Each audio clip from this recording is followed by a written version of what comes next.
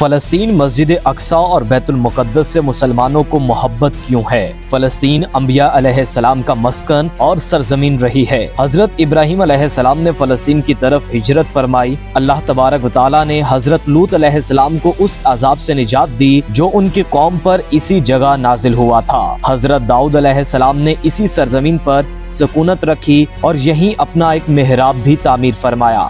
حضرت سلیمان علیہ السلام اسی ملک میں بیٹھ کر ساری دنیا پر حکومت فرمایا کرتے تھے۔ چونٹی کا وہ مشہور قصہ جس میں ایک چونٹی نے اپنی باقی ساتھیوں سے کہا تھا، اے چونٹیوں اپنے بلوں میں گھس جاؤ، یہیں اس ملک میں واقع اسکلان شہر کی ایک وادی میں پیش آیا تھا جس کا نام بعد میں وادی النمل چونٹیوں کی وادی رکھ دیا گیا تھا۔ حضرت زکریہ علیہ السلام کا محراب بھی اسی شہر میں ہے۔ حضرت موسیٰ علیہ السلام نے اسی ملک کے بارے میں اپنے ساتھیوں سے کہا تھا کہ اس مقدس شہر میں داخل ہو جاؤ۔ انہوں نے اس شہر کو مقدس، اس شہر کے شرک سے پاک ہونے اور انبیاء علیہ السلام کا مسکن ہونے کی وجہ سے کہا تھا۔ اس شہر میں کئی معجزات وقوع پذیر ہوئے، جن میں ایک کنواری بی بی حضرت مریم کے بدن سے حضرت عیسیٰ علیہ السلام کی ولادت مبارک بھی ہے۔ حضرت عیسیٰ علیہ السلام کو جب ان کی قوم نے قتل کرنا چاہا تو اللہ تبارک و تعالیٰ نے انہیں اسی شہر سے آسمان پر اٹھا لیا تھا۔ ولادت کے بعد جب عورت اپنی جسمانی کمزوری کی انتہا پر ہوتی ہے، ایسی حالت میں بی بی مریم کا کھجور کے تنے کو ہلا دینا بھی ایک معجزہ الہی ہے۔ قیامت کی علامات میں سے ایک حضرت عیسیٰ علیہ السلام کا زمین پر واپس تشریف لانا اسی شہر کے مقام سفید مینار کے پاس ہوگا۔ اسی شہر کے ہی مقام باب لد پر حضرت عیسیٰ علیہ السلام مسیح دجال کو قتل کریں گے۔ فلسطین ہی ارض محشر ہوگا۔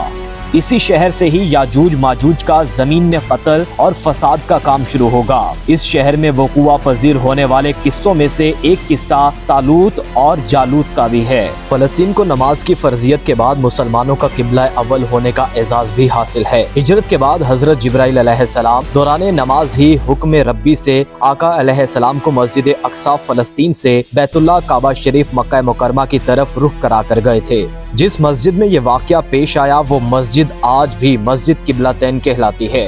حضور اکرم صلی اللہ علیہ وآلہ وسلم معراج کی رات آسمان پر لے جانے سے پہلے مکہ مکرمہ سے یہاں بیت المقدس یعنی فلسطین لائے گئے۔ سرکار دو عالم صلی اللہ علیہ وآلہ وسلم کے اقتداء میں انبیاء علیہ السلام نے یہاں نماز ادا فرمائی۔ اس طرح فلسطین ایک بار پھر سارے انبیاء کا مسکن بن گیا۔ سیدنا ابو ذر کہتے ہیں کہ میں نے رسول اللہ صلی اللہ علیہ وآلہ وسلم سے عرض کیا کہ زمین پر سب سے پہلی مسجد کون سی بنائی گئی؟ تو آپ صلی اللہ علیہ وآلہ وسلم نے فرمایا کہ مسجد الحرام یعنی خانہ کعبہ۔ میں نے عرض کیا کہ پھر کون سی مسجد بنائی گئی؟ تو آپ صلی اللہ علیہ وآلہ وسلم نے فرمایا کہ مسجد اقصی یعنی بیت المقدس۔ میں نے پھر عرض کیا کہ ان دونوں کے درمیان کتنا فاصلہ تھا؟ آپ صلی اللہ علیہ وآلہ وسلم نے فرمایا کہ 40 برس کا، اور تو جہاں بھی نماز کا وقت پالے وہیں نماز ادا کر لے، بس وہ مسجد ہی ہے۔ وصال حبیب صلی اللہ علیہ وآلہ وسلم کے بعد حضرت ابوبکر رضی اللہ تعالی عنہ کو ارتداد کے فتنہ اور دیگر کئی مشکلات سے نمٹنے کے لیے عسکری اور افرادی قوت کی اشد ضرورت کے باوجود بھی ارض شام یعنی فلسطین کی طرف آپ صلی اللہ علیہ وآلہ وسلم کا تیار کردہ لشکر بھیجنا بھی ایک ناقابل فراموش حقیقت ہے۔ اسلام کے سنہری دور فاروقی میں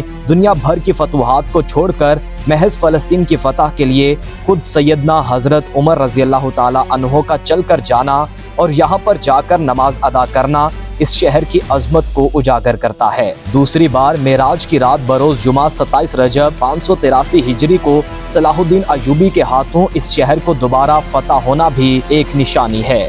بیت المقدس کا نام قدس قرآن سے پہلے تک ہوا کرتا تھا۔ قرآن نازل ہوا تو اس کا نام مسجد اقصی رکھا گیا۔ قدس اس شہر کی اس تقدیس کی وجہ سے ہے جو اسے دوسرے شہروں سے ممتاز کرتی ہے۔ اس شہر کے حصول اور اسے رومیوں کے جبر و استبداد سے بچانے کے لیے 5000 سے زیادہ صحابہ کرام نے جام شہادت نوش کیا، اور شہادت کا باب آج تک بند نہیں ہوا، سلسلہ ابھی تک چل رہا ہے۔ یہ شہر اس طرح شہیدوں کا شہر ہے۔ مسجد اقصی اور بلاد شام کی اہمیت بالکل حرمین شریفین جیسی ہی ہے۔ جب قرآن پاک کی یہ آیت والتین والزیتون وطور سینین وہذا البلد الامین نازل ہوئی تو ابن عباس کہتے ہیں کہ ہم نے بلاد شام کو التین انجیر سے، بلاد فلسطین کو अलजैतून जैतून से और अलतूर सीनीन को मिस्र के पहाड़ कोहे तूर जिस पर जाकर हजरत मूसा अलैहिस्सलाम अल्लाह पाक से कलाम किया करते थे उससे इस्तदलाल किया।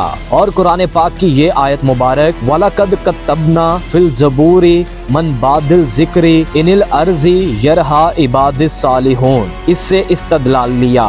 इससे ये इस्तदलाल लिया गया कि उम्मत मोहम्मदी सल्लल्लाहु अलैहि वसल्लम हकीकत में इस मुक़द्दस सरजमीन की वारिस है। फ़लस्तीन की अज़मत का अंदाज़ा इस बात से भी लगाया जा सकता है कि यहाँ पर पढ़ी जाने वाली हर नमाज का अजर 500 गुना बढ़ा कर दिया जाता है। इस तरह दीगर बहुत से अहम वाक़यात हैं जिनसे मस्जिद अक्सा बैतुल मुक़द्दस की फजीलत मालूम होती है।